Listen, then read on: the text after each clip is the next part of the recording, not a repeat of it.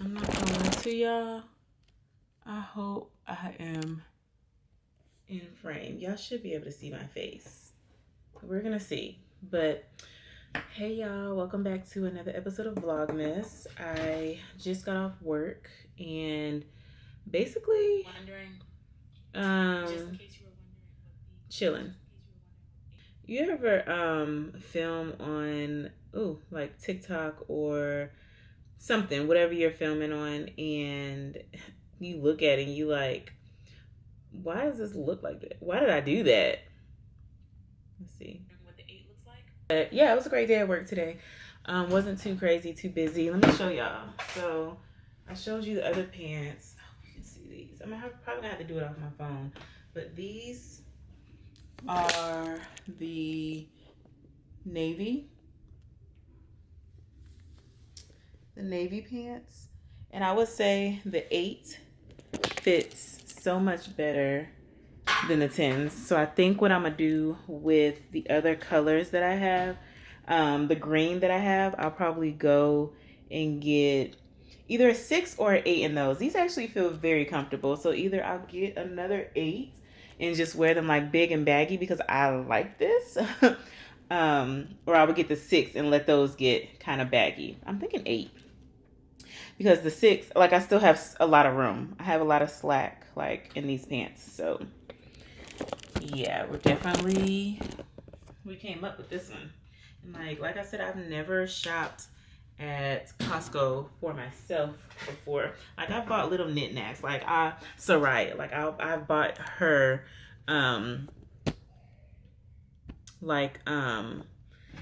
jackets or a pair of pants or something before, but never myself.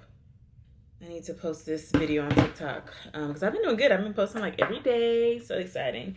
But okay, muscle.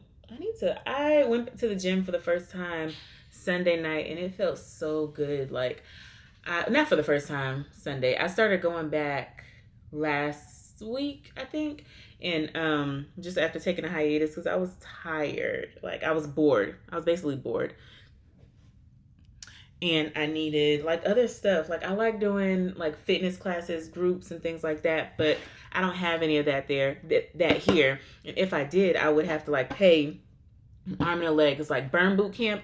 Loved it. That's Bay.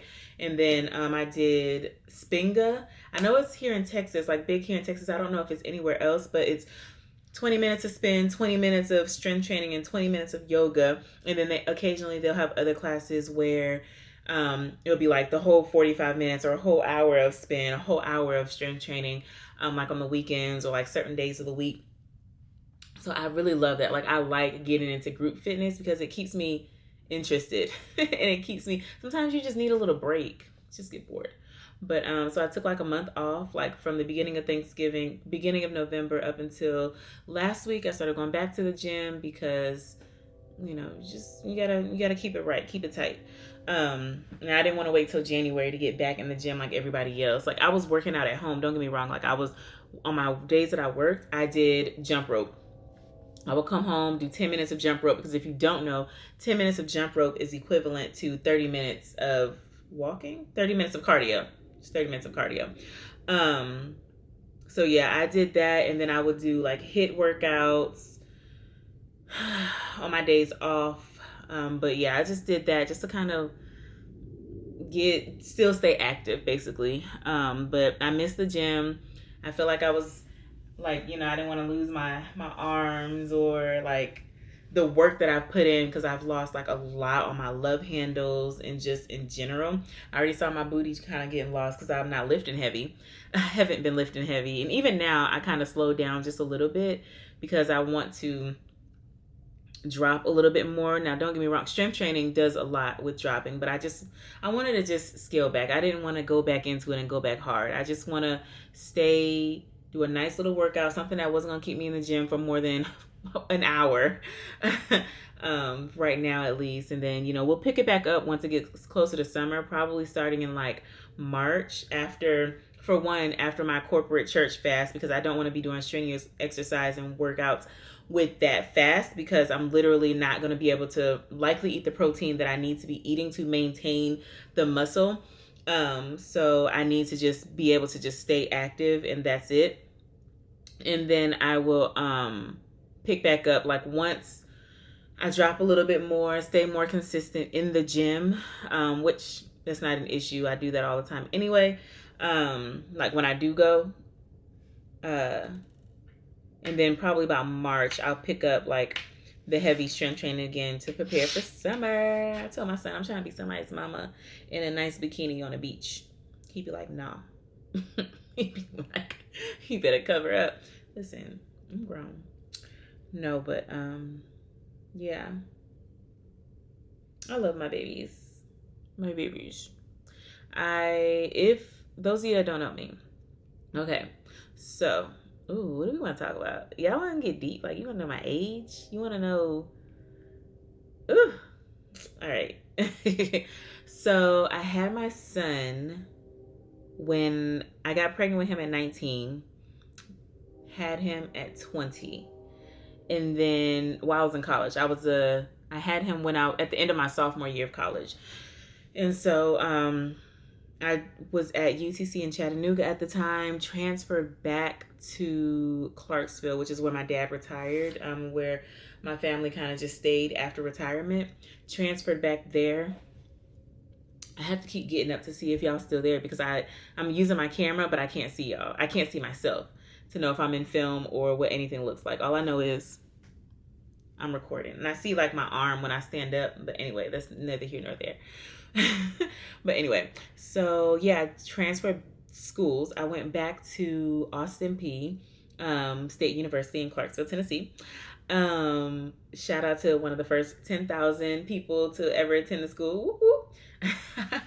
But anyway, what was I gonna say? Yeah, moved back home, lived there, lived with my parents, and oh my gosh, what else? Yeah, I had him in school, and it's so funny because, like, of course I'm young. During that time, you kind of expect people to judge. You expect people to have opinions about your life, what you're doing, and they just see the mess up. And it's like, it's makes you feel insecure. It makes you, I don't know, just like second guess a lot of things and just like life in general. But I kept pushing. I had a great support system. My parents, amazing. My family, siblings, friends, amazing. And then I met my current husband because, of course, me and my baby's father, we broke up.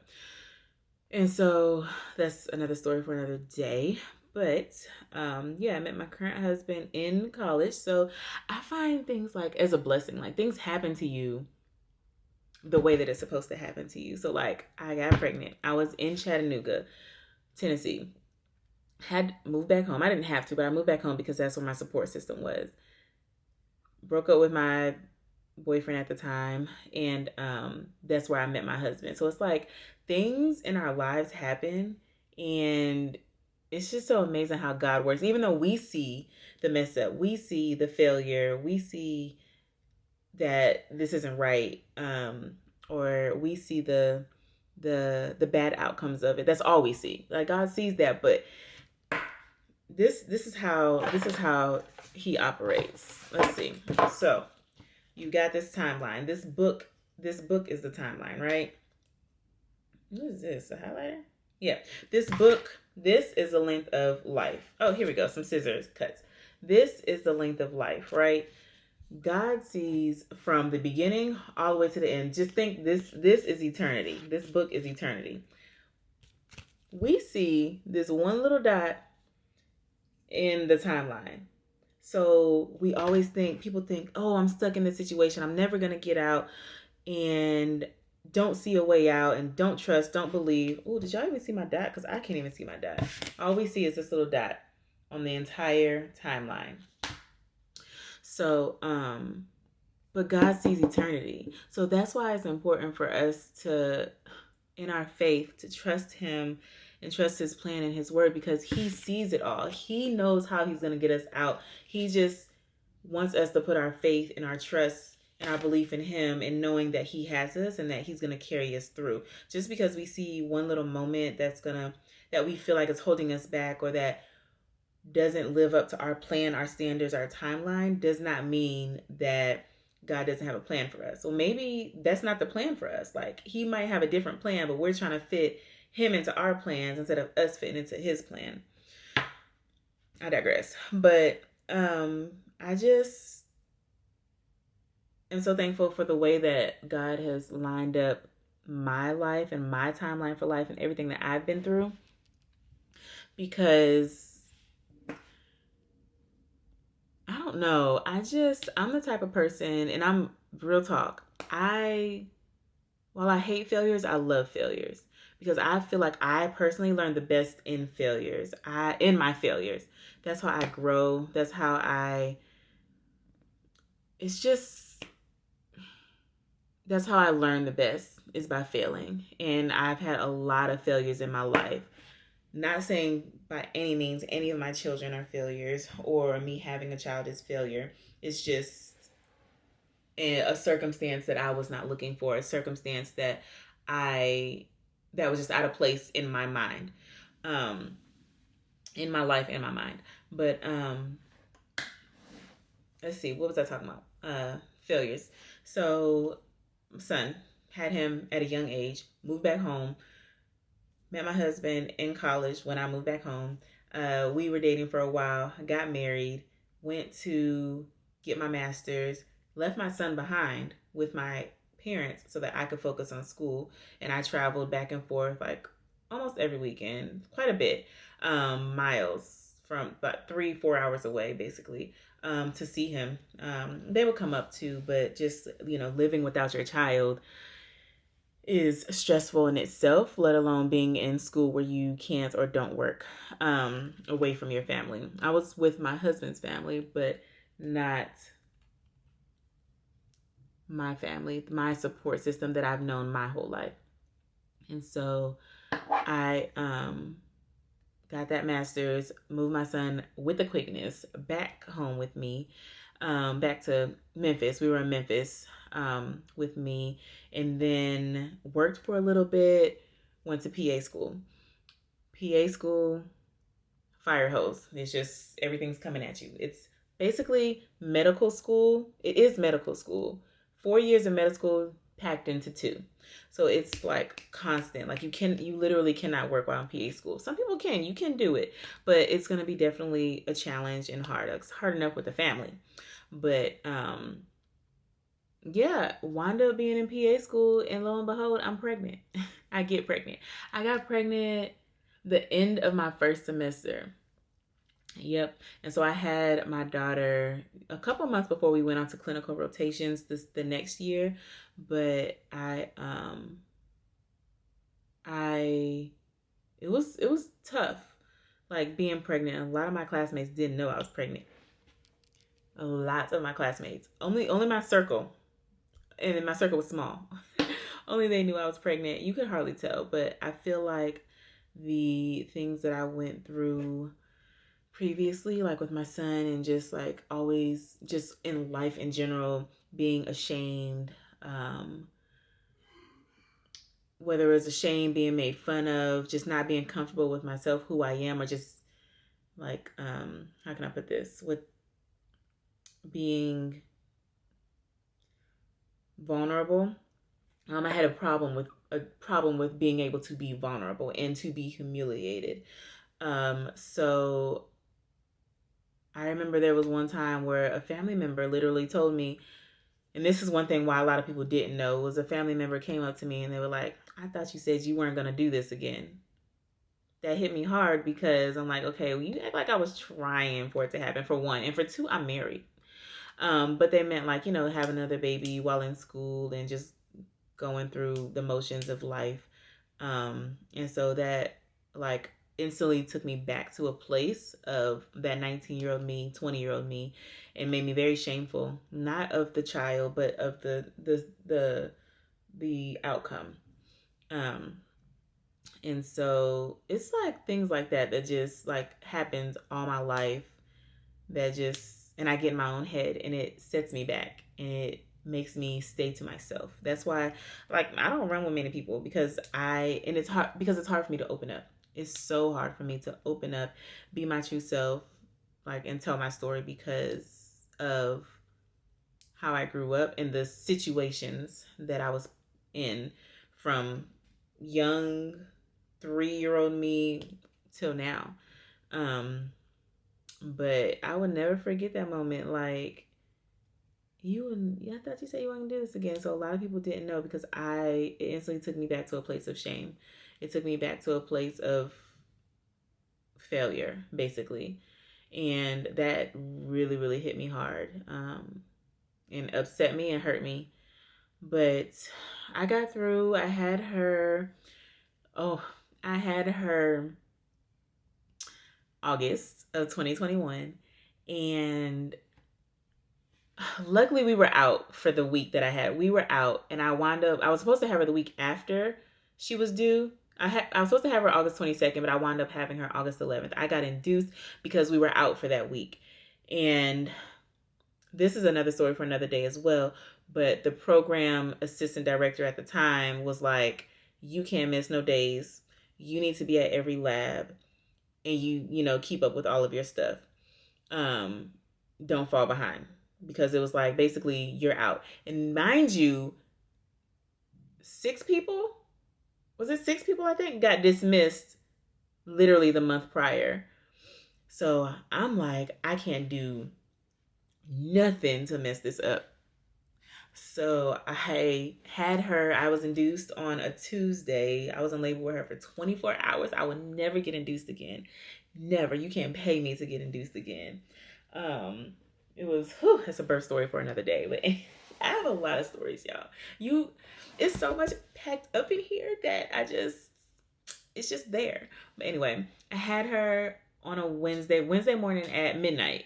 Was it midnight? Yeah, I think I had her at midnight.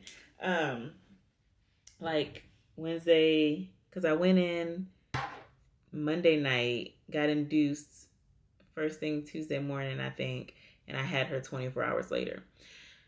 Nevertheless, I went home Friday. Class was starting again Monday.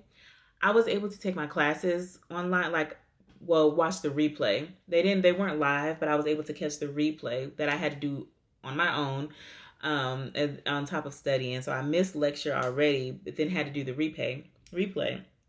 But they had lab that Monday, and I was in lab that Monday after having her that Wednesday. So not even really a week of like decompressing of having a baby. I was back in school. Now, mind you, because I was breastfeeding, I couldn't really go to the anatomy lab because of the formula. Wait, was that anatomy? Was that after I had her?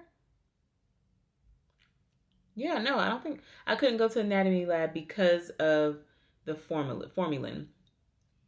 Because I was breastfeeding. I think that was the reason. Yeah, so I had to do all that in person, but online via pictures and everything like that. I wasn't able to go to the lab and work with my donor.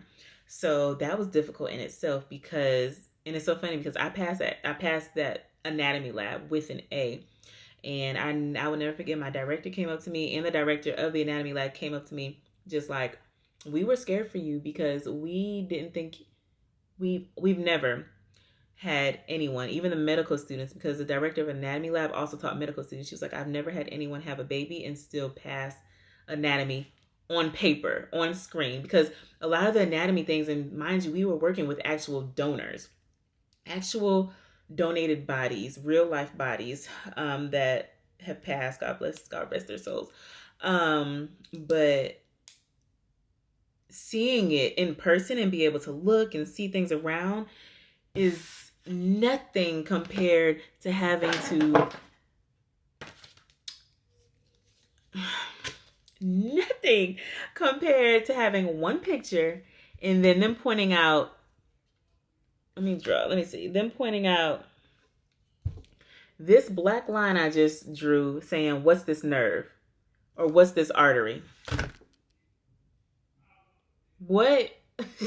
So that took a lot. Like, you have this whole bunch of if you've ever seen the vessels on the inside of a body, you will know what I'm talking about. But like, they're tiny. And for you to be able to determine what this is on paper when you have no other landmarks, very minimal landmarks around you, that's some stuff.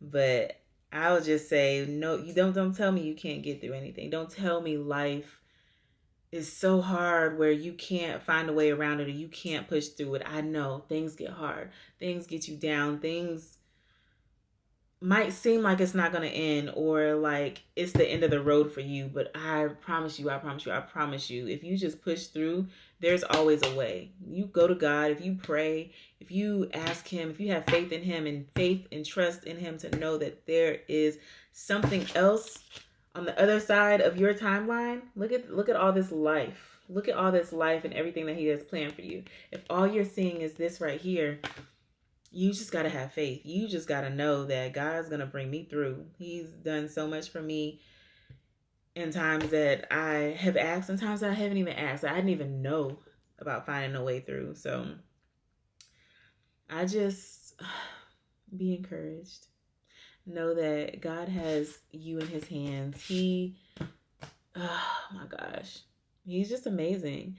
Trust in him. Even if you have just a little bit of a mustard seed of faith, even if you say you want to believe or you believe and you just don't know how to believe, get in community. Get with someone who does believe so that you can flourish, so that you can understand and grow to love him. Get in his word. That's the most important thing, is get in his word. Start small, start with a verse, meditate on it, focus on it, get you a journal. I do have one coming out. Stay tuned for the details on that. But get you a journal, surround yourself with other like-minded individuals, other people who you aspire to be like, other people who are rooted in Christ and can help you grow and flourish. So I hope that was a little bit of inspiration for some of you pre-PA students, PA students who might be going through the same thing, or medical students, or whatever education you're in, and you just need a little bit of an inspo for a touch to give you that little oomph to get over the hump, that it's all going to work out and that you can do this and that you are going to bloom and blossom at the end of this. And you're going to look back and be like, dang, I did that. And then it's going to be only up from there. It's going to be amazing. We're made to have valleys and mountains. Not everything is high. Not everything is going to be on the mountaintop. So people, they say the not the rich, but like the famous or the people that you see at the top, we see the top only, but what about the failures, all the hundreds of thousands of failures that they had to go through to even get there? So be encouraged.